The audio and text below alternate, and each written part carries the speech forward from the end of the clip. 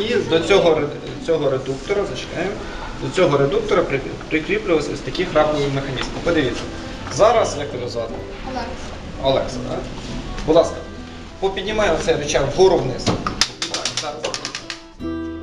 Коли піднімаємо догори, собачка фіксує храповий механізм ось з цього боку, коли піднімається догори, так, бачите? Зафіксував, так?